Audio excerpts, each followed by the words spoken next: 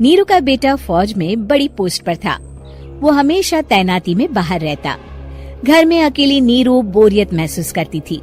नीरू की सहेलियों ने उसे सलाह दी कि वो अपने बेटे की शादी करवा दे। बहू के आ जाने से सब ठीक हो जाएगा। बेटा अपार, तू तो फौज में रहता है, मुझे घर में अकेलापन काटने को दौड़ता है। तू एक काम कर बेटा, शादी कर ले, फिर बहू के साथ मैं घर में आराम से रहूंगी। क्या माँ, मैं जब तक मेजर नहीं बन जाता शादी नहीं करूँगा। तुम कहीं घूमने जाया करो, लेकिन शादी की बात मत करो। इतना कहकर अपार वहाँ से चला जाता है, लेकिन जाते वक्त उसे माँ की भी चिंता रहती है। एक दिन दरवाजे की घंटी बजती है।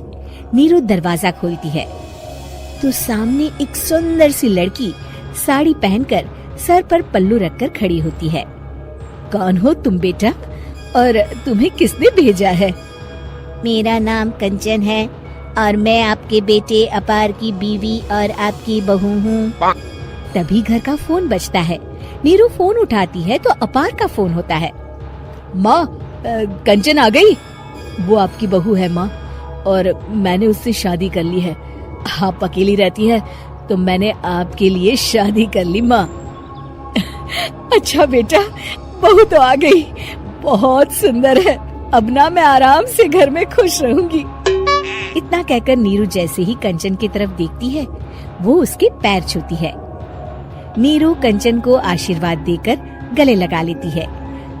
अगली सुबह नीरू सोकर उठती है तो अरे, सारा घर कितना चमक रहा है। इतनी सुबह घर का सारा काम किसने किया? तभी कंचन हाथ में स्वादिष्ट नाश्ता और चाय लेकर आती है और टिपॉय पर रखकर कंचन के पैर छूती है। बहू को देखकर नीरू काफी खुश हो जाती है। वो कंचन से कहती है, कंचन बेटा, आज मेरे घर में किटी पार्टी है।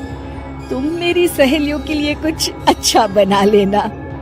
माँ, मुझे अच्छा बनाना नहीं आता, आप बता दीजिए, मैं बना दूंगी। अरे मैं भी तो नहीं जानती। ऐसा कर, शाम को इटालियन खाना, सी फूड और हाँ, चाइनीज खाना बना लेना, ठीक है? कंचन नीरू की बात सुनकर खुश हो जाती है। हाँ माँ, मैं तो ये सब बना सकती हूँ, आप चिंता ना करें। शाम को नीरू की सहेलियाँ आती हैं, जहाँ कंचन अकेले बनाए स्वादिष्ट खाना बनाकर खिलाती है। वो सारी सफाई कर सबको खुश कर देती है। कंचन अंदर किचन में जाती है कि तभी नीरू की सहेली बोल पड़ती है। अरे नीरू, तेरी बहू तो बड़ी परफेक्ट है, तेरी हर बात मानती है और सारा काम भी अकेले करती है, तुझे शिकायत का मौका भी नहीं देती। लेकिन क्या फायदा, बेचारी नीरू का जीवन तो बहू के आने के बाद भी बोरिंग का बोरिंग ही रहा। क्यों, ऐसा क्यों बोल रही है? अब तो मेरे साथ मेरी बहू भी रहती है। हाँ, रहती तो है, लेकिन मैं ऐसी लड़कियों को बहुत अच्छे से जानती हूँ। ये सारे काम इसलिए करती है कि तुझे लड़ाई करने का कोई मौका ना मिले और तू फ्रस्ट्रेट हो जाए, समझी?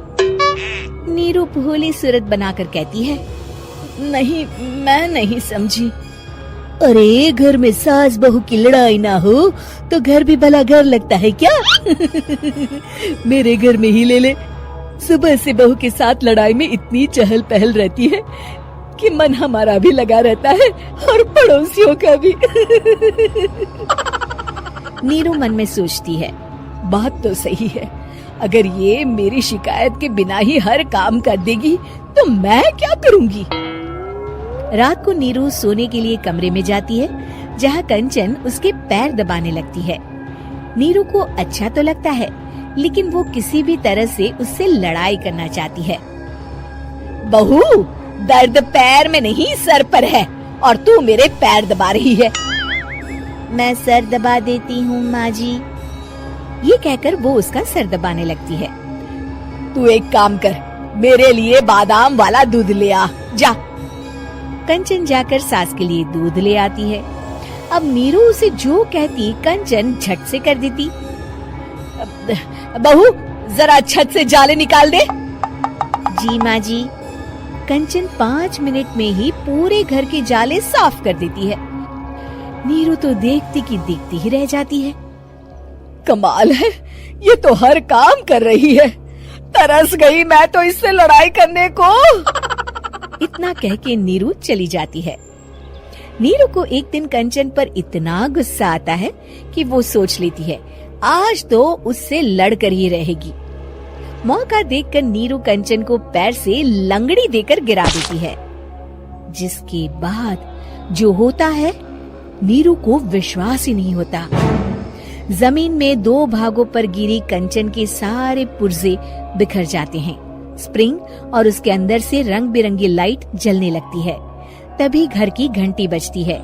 नीरू डरकर दरवाजा खोलती है तो सामने अपार खड़ा होता है। क्या हुआ माँ, तुम इतना डर क्यों गई? कंचन ने कुछ किया क्या? कुछ कहा क्या उसने? मैं अभी बताता हूँ। तभी अपार की नजर कंचन पर पड़ती है। अरे माँ, तूने ये क्या किया? कंचन को तोड़ दिया। तुम्हारी खुशी के लिए मैंने रोबोट को तुम्हारी बहू बनाकर भेजा था, जिससे तुम्हारी हर इच्छा पूरी हो और तुम खुश रहो। माँ, ये तो इंसान थी भी नहीं, इससे तो गलती हो ही नहीं सकती थी। फिर आपने इसे क्यों तोड़ा? क्या गलती थी इसकी माँ? बेटा, इसकी सबसे बड़ी गलती ये थी कि ये इंसानों की तरह सास से लड़ाई नहीं करती थी। अपार माँ की बात सुनकर हैरान रह जाता है।